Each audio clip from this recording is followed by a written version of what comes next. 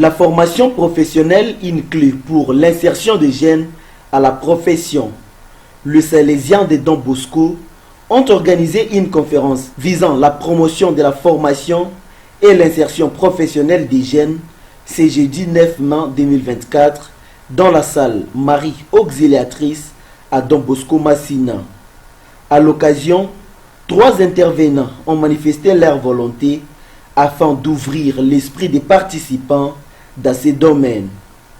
Avant son intervention sur la pédagogie salésienne, en illustrant ses piliers, entre autres les systèmes préventifs et oratoires salésiens, le responsable provincial du centre de la formation professionnelle, Père Joachim, a signifié que la formation au sein du centre Don Bosco n'est pas seulement pour réussir en classe, mais réussir pour toute la vie.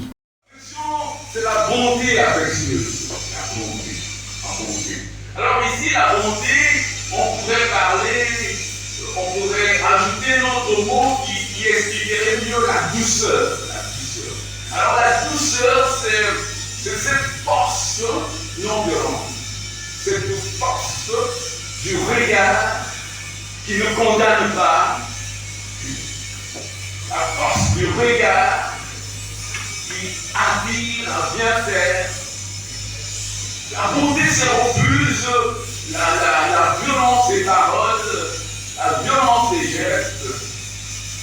Mais c'est Don Bosco qui a intervenu sur la gouvernance et la transparence dans le financement des écoles de formation technique et professionnelle en République démocratique du Congo, a mis en clair quelques bonnes pratiques de gouvernance du financement des EFTP. On devrait miser sur la gouvernance et la transparence.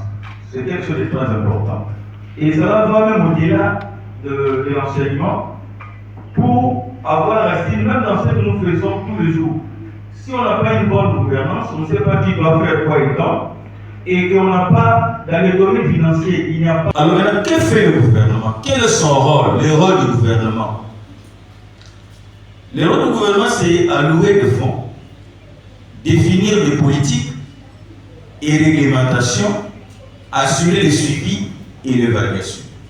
Dans son intervention sur les politiques publiques en faveur de l'emploi des jeunes en République démocratique du Congo, bilan et perspective, Maxime Odia, responsable national du bureau d'emploi, a insisté sur la création de centres de formation professionnelle avant d'encourager les jeunes à embrasser la voie de la formation professionnelle. Promotion de l'emploi des jeunes.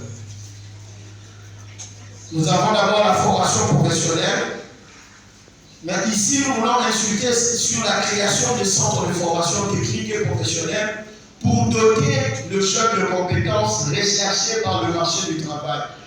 Nous devons savoir qu'il faut qu'il y ait adéquation. Et à chaque fois, nous avons toujours parlé de cette adéquation. Pourquoi?